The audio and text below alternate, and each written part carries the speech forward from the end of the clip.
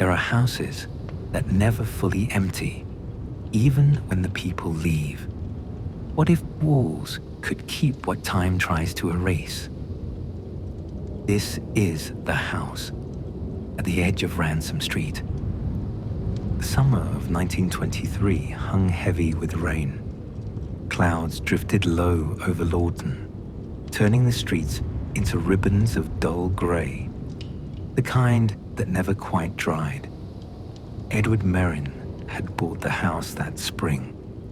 A tall, narrow Victorian with a widow's walk and a porch of thin, hollow boards that echoed when you walked across them, as if there were open space beneath, though you could never tell how far it went. It had been empty for years, its windows shuttered, its name long dropped from the city rolls. The real estate agent called it a bargain with promise. Edward called it opportunity. He moved in with his wife Annabel and their 2 children, Lily, 8, sharp as a match head, and Thomas, 6, soft-spoken, a child who always seemed to be listening for something. The house sat at the far edge of Ransom Street, beyond where the gas lamps ended. The neighbors said the previous owner had died during the influenza outbreak, and his widow had left for Boston soon after. No one had wanted the place since, not for the price, not for the upkeep. From the start, the house felt uncooperative. The walls held a dampness the cold heat couldn't drive out. Paint blistered in corners, doors swelled in their frames, and even the new wiring Edward paid for seemed to hum faintly when the lamps were off, as though the house remembered the old gas lines still running beneath it. He told himself it was age and weather. But the smell was harder to explain. Not rot exactly, something between rust and wet earth, faint enough that he'd forget it until it drifted through the parlor again, carried on a draft that shouldn't exist. The first weeks were filled with repairs. He patched, varnished, and painted until his hands ached. The children followed him from room to room, their curiosity fading into caution as the days went on. They said the rooms upstairs all sounded different, some soft and hollow, others too quiet. And sometimes, when they pressed their ears against the walls, they could hear faint voices whispering on the other side. Annabel laughed when they said that, though after that she started keeping the lamps lit longer at night. By June, the garden had begun to show life again. Edward cut back the vines clinging to the porch and unearthed what had been a path once. Red brick half swallowed by moss. Beneath the hydrangeas, he found small things half buried in the dirt. A bent spoon, a child's marble, the brass hinge from an old box. Nothing worth keeping, but strange how deep they'd been. The house made noises of its own as it settled. Small cracks, faint shifting sounds, the sigh of air through a vent. At first he'd pause, waiting to hear if it came again, then laugh it off. Old houses did that. But some nights, and when he thought he heard footsteps overhead, he'd climb the stairs to check and find both children fast asleep. It was never alarming, just curious. The way small things kept slightly changing.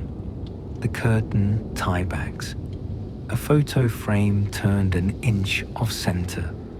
The sort of differences you only noticed because you were looking too closely.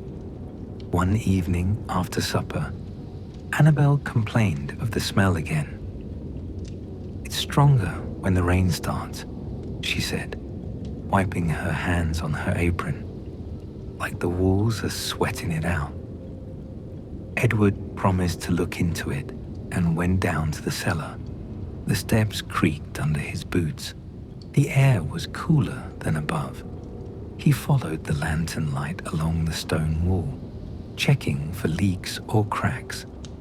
Nothing, only the steady dripping of rainwater through the outer drain pipe. Still, he caught something in the far corner, a draft of air rising through a narrow seam between the floorboards. It carried that same faint odor, metallic and sweet.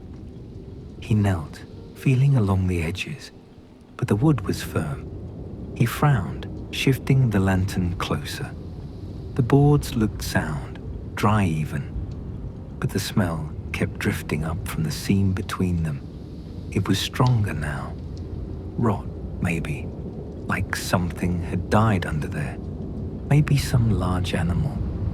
The thought made his stomach turn. He stood, scanning the shelves along the wall, until he found an old bottle half hidden behind a stack of paint tins. A cleaner of some kind. He couldn't remember buying it. For a moment, he wondered how long it had been sitting there. The label was yellowed and cracked, the print faded around the edges. The date on the back was over a decade old. Expired. Must have been accidentally left in the house by the previous owner, he figured. But it was all he had. He uncorked it, and the chemical hit hard. Sharp, sour, stinging at the back of his eyes. He coughed once, then knelt and poured a little onto a rag, pressing it into the boards. The smell of rot only deepened, mixing with the acrid tang of the cleaner. So he upended the bottle and let the rest spill out, spreading it with the rag until the wood shone wet beneath the lantern light. The air thickened quickly. It burned in his throat, a dry chemical burn that clawed its way down. He tried to take another breath and felt it catch, a sharp choke that made his chest seize. He stumbled, coughing, but the vapors only grew denser. He wiped faster, trying to finish, but his vision began to swim. The steps above him creaked, then a sudden slam. The door at the top of the stairs swung shut. He looked up, dizzy. Annabelle? Thomas? His voice echoed flatly through the cellar. No answer. He tried to push himself upright, but the floor tilted under him. The lantern flared once, throwing his shadow long across the wall. His vision started narrowing in. Darkness, and he was on the ground. When he opened his eyes, the lantern was still burning beside him. He must have been out for only a few minutes. The bottle lay empty, the rag stiff beside it. The air felt still, almost clean. The smell was gone. He ran a hand over the floorboards, dry. The seam between them was gone too, sealed smooth, like the wood had never been split. He sat for a moment, collecting himself. The dizziness had passed, but the silence felt too deep, as if the cellar were waiting for him to move again. He picked up the lantern. The flame burned steady, bright against the stone walls. When he looked toward the stairs, he saw a thin strip of light at the top of the door, a faint, steady glow. It shouldn't have been there. He stayed where he was for a moment, letting the silence settle. The air felt different now, not fresher, just wrong somehow. It had weight to it, like a room that hadn't been opened in years. He drew a slow breath through his nose. No rot, no chemical, nothing. Just the faintest metallic edge that made his tongue taste dry. He looked around the cellar. Everything was still in its place, yet the color seemed off, the shadows deeper, the stone a shade too dark. The flame of the lantern burned steady, but it felt like it wasn't touching the walls. as if the light stopped a few inches short of everything it hit. He rubbed at his eyes, trying to shake the dull pressure behind them. For a second, he wondered how long he'd really been out. A few minutes or longer. The thought drifted through him like a slow current. Something about the air made it hard to tell. Edward began to make his way back up the steps. He almost felt a faint sense of relief, but as he neared the top, he froze. One hand on the banister. The air in the hall was colder than before, and then it hit him again. The smell. It was stronger now, sharper, putrid, close. It came not from the cellar anymore, but through the doorway itself, as if the rest of the house were breathing it out. He lifted the lantern and climbed the final steps. Each board felt softer than it should have been, as though the wood had gone spongy underfoot. The wallpaper ahead looked different. Not the blue and cream Annabelle had chosen, but something older, darker.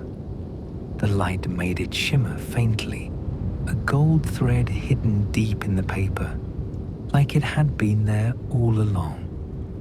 He blinked hard. For a moment, he thought the lantern had dimmed, but the flame was steady.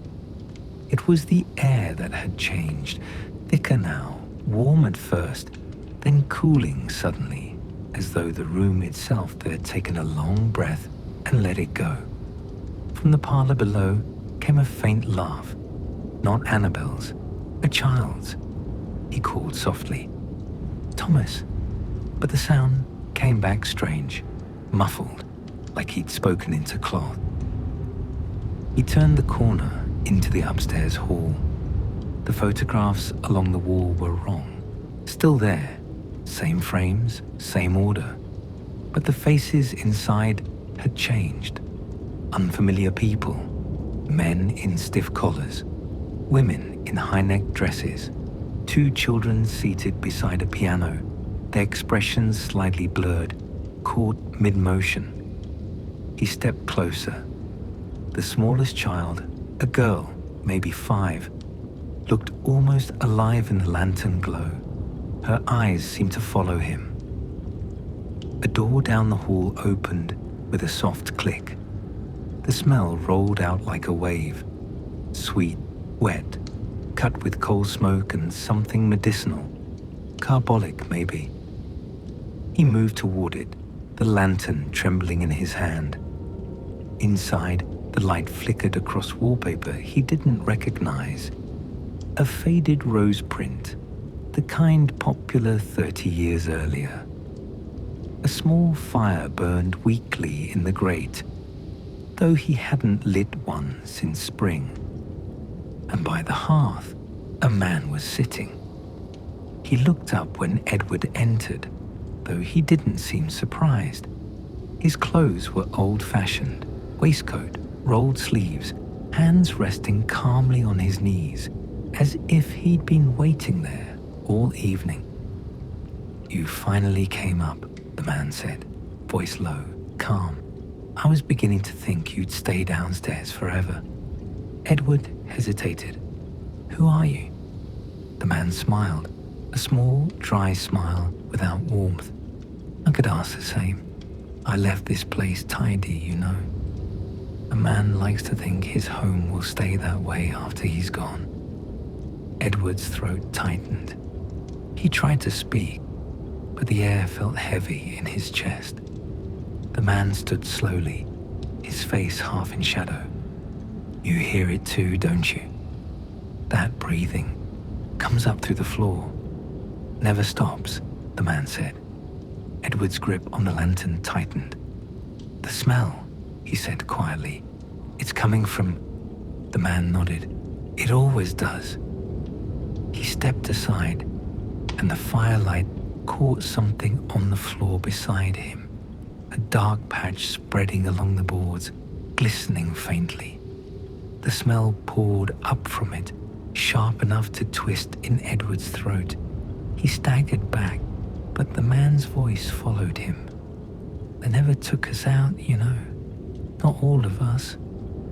He turned toward the wall, placing one hand against the faded paper. "The boards are thin here. If you listen long enough, you can hear them too." Edward's pulse hammered. The lantern sputtered once, twice, and went out. In the dark, the voice came again, softer now. "You'll see. The house keeps what it remembers." Something brushed his arm. Not cold, but damp. He stumbled backward. He retreated, not looking behind him, again into the hall, searching for air, for light, for anything that made sense. When he turned again, the stairs were gone. Only a wall remained, smooth and unbroken. He ran his hand across it. Wet paint. He looked behind him. All that was there now was a void of darkness. He could see only the exact narrow space where he stood, no further. The smell hit him first. No, not the old one this time. Not earth or rust. Something sharp, chemical, clean, fresh. He blinked, but there was no hall now. Nothing. Just the wall in front of him, shining faintly as it dried. He couldn't move. In fact, he couldn't even feel his body at all. All he could do was stare straight ahead. The wall just inches from his face. He was stuck right there, not even sure where. Somewhere beyond it, right on the other side, voices drifted through. Muffled, light, too calm. Smells new again, doesn't it? Almost finished painting, though the lights still go out sometimes. He tried to speak, but the air was thick, not heavy, just wrong. His breath made no sound. The voices started fading, a faint hum taking their place, like wires buried under the floor. He could feel it in his chest, a pulse that wasn't quite his own. Then came another sound, small, close, just behind the wall. A slow brush against plaster, a long inhale, someone listening. The voices returned, right on the other side. "I keep cleaning this corner," a man said, his tone half a laugh. "But that smell just won't go away." A pause, then softer, almost satisfied. "Well, it's almost gone for now."